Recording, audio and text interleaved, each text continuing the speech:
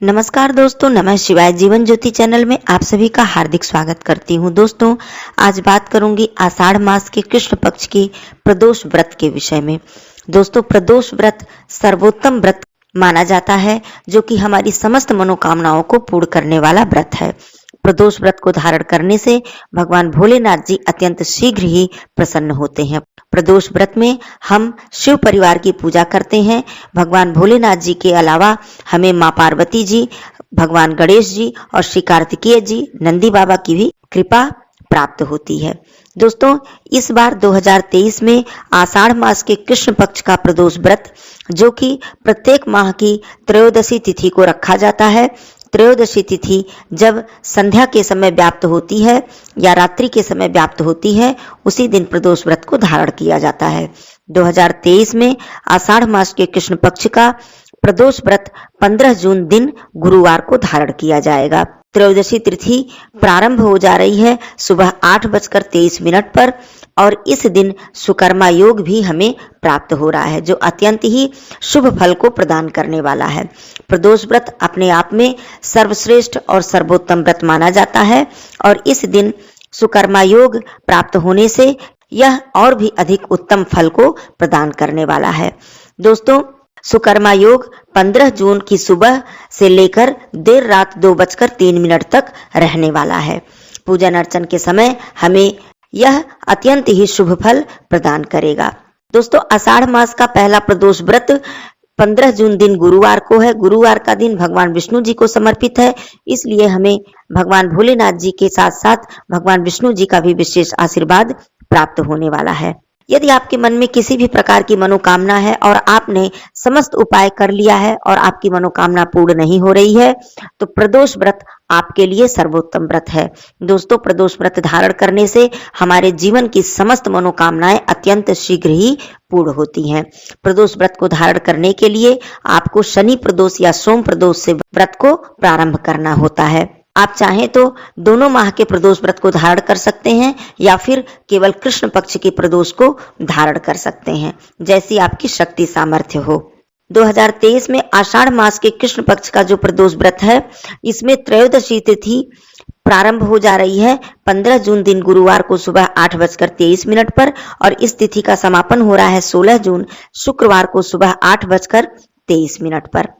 प्रदोष व्रत में शिव जी की पूजा का विशेष महत्व होता है। सुबह की पूजा का महत्व होता ही है, साथ ही संध्या काल की पूजा अर्थात प्रदोष काल की पूजा का विशेष महत्व होता है, जिसमें कि हमें पूरे शिव परिवार की पूजा अर्चना एक साथ करनी चाहिए।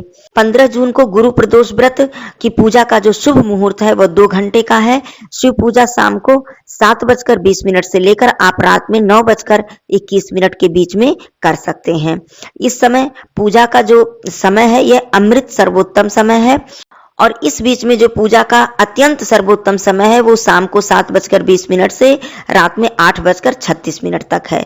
यदि इस दौरान आप पूजा कर लेते हैं तो आपको अत्यंत शुभ फल की प्राप्ति होती है। जो लोग सुबह में शिव पूजा करेंगे वो लोग सुबह 5:23 से लेकर सुबह 10:36 के बीच में पूजा अर्चना कर सकते हैं। आप चाहें तो मंदिर सुबह और संध्या के समय दोनों ही समय जाएं। यदि नहीं जा पाते हैं सुबह, तो अपने घर के मंदिर में भगवान शिव जी की पूजा अर्चना करें, साथ में पूरे शिव परिवार की पूजा अर्चना करें, परंतु संध्या काल में, प्रदोष काल में मंदिर अवश्य ही जाएं। दोस्तों, इस वर्ष प्रदोष व्रत अत्यंत ही शुभ योगों में हमें प्राप्त हो रहा है। आषाढ़ मास का कृष्ण पक्ष का प्रदोष व्रत बहुत ही शुभ योग में प्राप्त हो रहा है।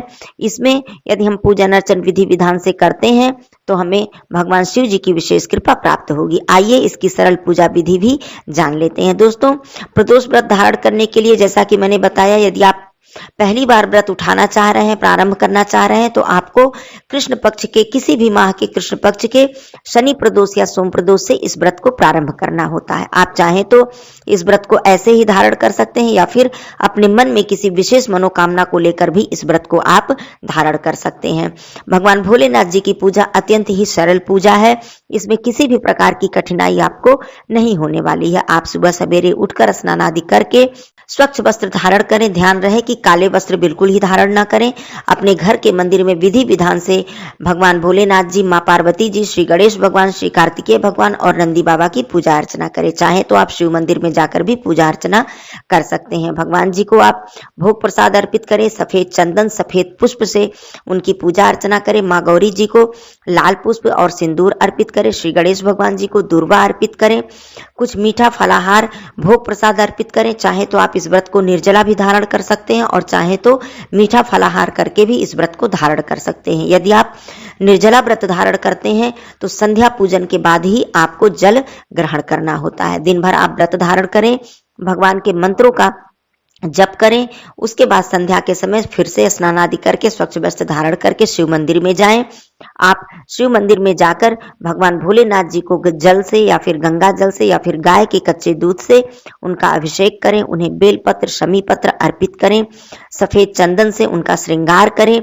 मंदार के पुष्प यदि मिल जाते हैं तो अत्यंत उत्तम है, आप मंदार के पुष्प भी अर्पित कर सकते हैं। भगवान भोलेनाथ जी को जनेऊ अवश्य अर्पित करें। माँ पार्वती जी को श्रृंगार की सामग्री अर्पित करें। मंदिर में कुछ भोग प्रसाद जरूर अर्पित करें। वहां पर आप आरती भी कर सकते हैं। यदि आप मंदिर में भगवान भोलेनाथ जी की आरती करते हैं तो भगवान भोलेनाथ जी अत्यंत ही प्रसन्न होते हैं। वहां थोड़ी देर बैठकर भगवान जी के मंत्रों का जप करें। एक अखंड दीप जलाना बिल्कुल ना भूलें। संध्या के समय मंदिर में एक अखंड दीप अवश्य ही जलाकर आएं। उसके बाद यदि आप निर्जला व्रत हैं तो घर आकर आप भगवान भोलेनाथ जी की आरती करें, भोग प्रसाद अर्पित करें, अपने घर में भी पूजन अर्चन करें और उसके बाद आप जल ग्रहण करें। यदि आप फलाहारी हैं तो आपको अनाज का सेवन नहीं करना है, आप फिर फलाहार करके ही पूरा व्रत आप धारण करें। पारण के समय आप सुबह स्नान आदि करके भगवान भोलेनाथ जी की पूजा अर्चना करें, उन्हें भोग प्रसाद अर्पित करें, आरती करें। उसके बाद सात्विक शुद्ध आहार अर्थात किसी भी प्रकार का तामसिक भोजन करके व्रत का पारण न करें। कुछ दान दक्षिणा ब्राह्मण को अवश्य दें। उसके बाद व्रत का पारण करें। इस तरह से प्रत्येक माह के प्रदोष व्रत को आप धारण कर सकते हैं। चाहे तो दोनों प्रदोष व्रत या फिर प्रत्येक माह के कृष्ण पक्ष के प्रदोष व्रत को भी आप धारण कर सकते हैं।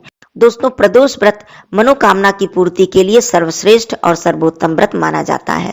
यदि आप भक्ति भाव से इस व्रत को धारण करते हैं तो आपकी मनोकामना पूर्ण होने में कोई भी दुविधा नहीं होती है। धन्यवाद दोस्तों। नमः शिवाय।